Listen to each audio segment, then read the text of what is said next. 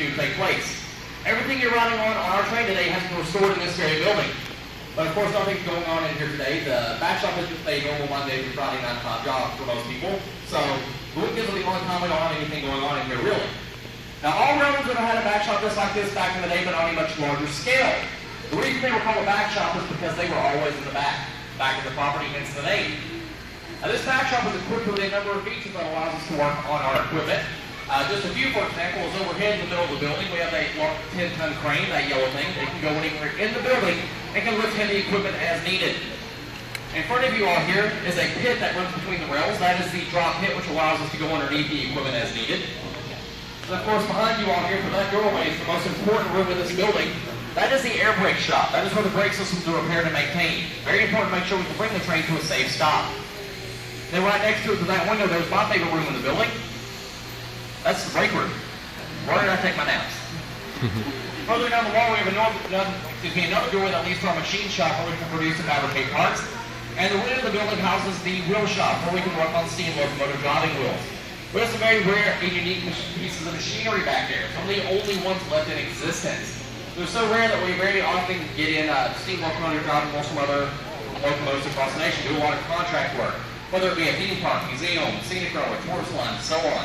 In fact, we're currently expecting a load of driving wheels to get here in the next week or two from a steam locomotive currently being restored in Nashville.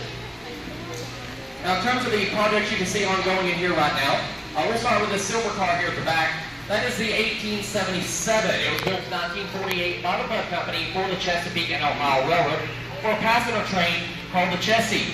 After they built the equipment, they realized they weren't going to be able to make a profit off that passenger train, so they canceled the idea, sold it off to the Denver and Rio Grande Western, and then it eventually went through a number of private owners before making its way here a few years ago. It's still privately owned, but the owner's letting us restore it, and he's going to let us use it.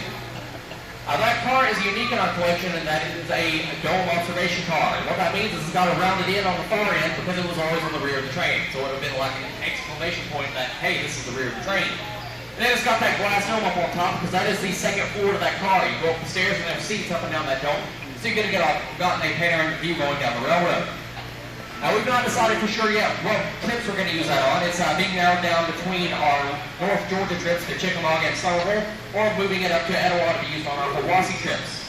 Now, for those of you wondering, if it does stay here in Chattanooga, it will fit through our tunnel. It is very close. We've already tested it. It fits with about 2 inches of clearance up on top. So those that ride that dome will have probably a small panic attack as they approach the tunnel, but they'll be just fine.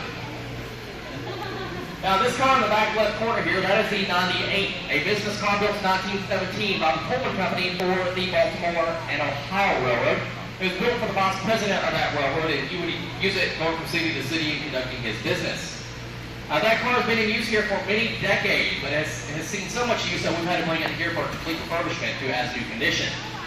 Now, that car really is a home on wheels. It has a crew room, a kitchen, dining room, 3 staterooms, 2 bathrooms, an observation room, and then the observation platform on the rear. That car has mostly been used on our trips to North Georgia as a private car option, a charter car option. You can't buy individual tickets for it. All you have to do is charter it out for a group. It can hold between 8 and 15 people, and we've set it at a price where you can divvy up the cost between your group members, and it actually ends up being about the same cost as a coach ticket for those longer trips. Now, this car behind me here, another business car. This originally was built in 1926 for the Southern Railway by the Pullman Company as a sleeping car named the Point Richmond. It was later converted in 1956 to a business car named the Tennessee, as you can see, and later went to Norfolk Southern as the successor of the Southern Railway. We just acquired that car here as a donation from a private owner last year. Actually, 2 years ago. It just came into the shop here 2 weeks ago to start a restoration. So that restoration on this car is just now beginning. Now, as a business car, it is very similar to the 98 in terms of its setup. The layout is actually the same all inside. Hey, Travis. All the same on the inside, except the difference being the interior design of the car. The 98 back there, having been built in 1917, is all mahogany wooden brass fixtures on the inside. While the Tennessee here is all smooth sides on the inside and painted white. If you look up through these windows here, some of the windows have been taken out. This middle window here is one of the staterooms, and the smaller windows on either side, those are 2 of the bathrooms. Now, in terms of the steam locomotive restorations, as I mentioned before, the 630 took us 10 years to restore in this very building, 2001 to 2011. But for a crew during the golden age of steam, it would have only taken them 1 month. 10 years compared to 1 month. Why is that? Well, they had 3 things back then that we don't have today. The parts, the amount of skilled labor, and the money. If a part breaks on one of those locomotives, we can't just go to a hardware store and pick up a new part. Believe me, I tried. AutoZone does not have them. What we have to do is machine new parts from scratch right here in this building. We will make those parts ourselves. Or if we have to, we will salvage them off an existing locomotive. Next is the amount of people, skilled labor.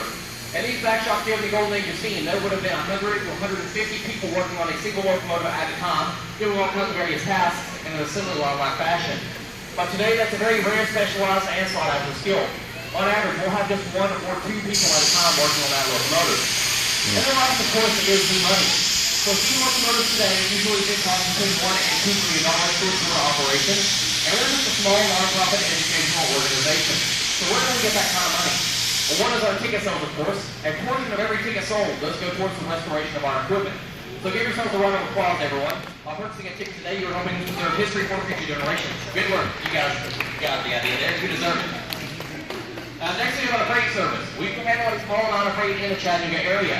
In fact, our biggest customer is a local Volkswagen factory. We're moving almost brand new cars out of the factories, putting them on the train, assembling it, and sending it out to be shipped out on the main line for its destination. And the last, of course, is the donations. Now, why do we do this work here? Well, our goal is to educate the public on the history and the importance of the American railroads, but not as a traditional museum, as most places will do it. We're what's called a living museum. We need to experience it. You're getting to ride on the equipment, see it in operation. We're putting it to the use it was intended to be used for. Now, at this time, let us conclude our back shop tour. If anyone does have any questions, hang back here in the shop. I'll be happy to answer any questions you may have. I'll do my best to answer them, but if I don't have an answer for you, I will make something up. It sounds good. Now, for those of you without any questions, you can go ahead and start making your way back to the train for the return trip to Grand Junction. And also, don't forget, we have that depot available with restrooms and drinks and snacks inside for sale as well.